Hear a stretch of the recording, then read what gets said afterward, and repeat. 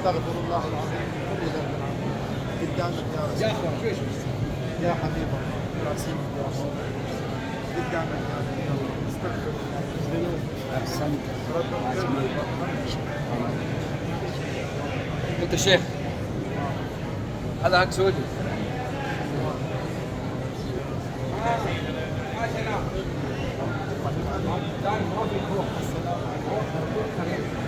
السلام عليكم.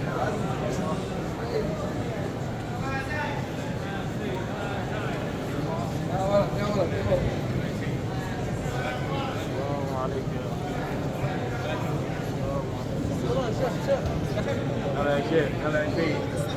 لا تشوف السلام عليكم. هلا يا شيخ.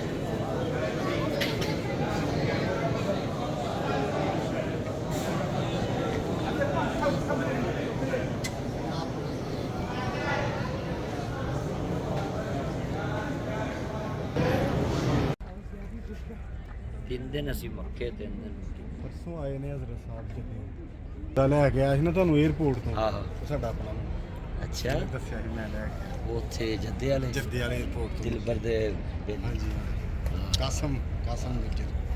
ਮਿਹਰਬਾਨੀ।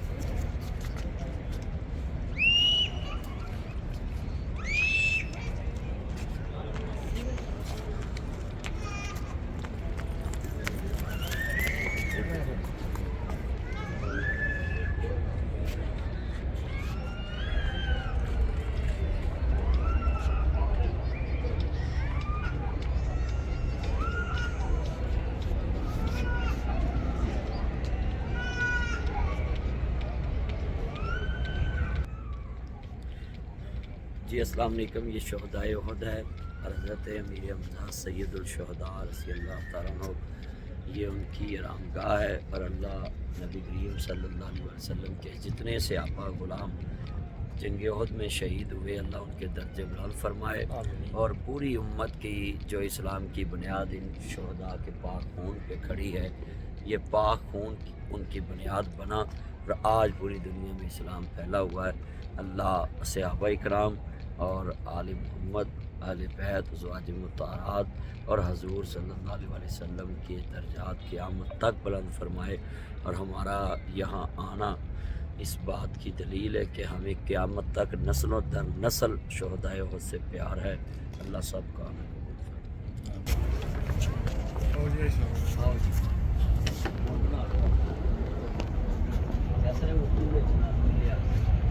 लहंदी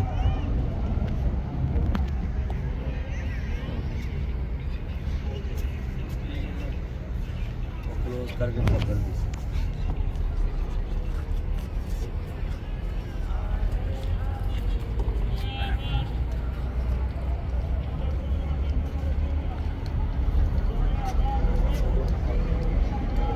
ये अमीर हमज़ा का कब्र है।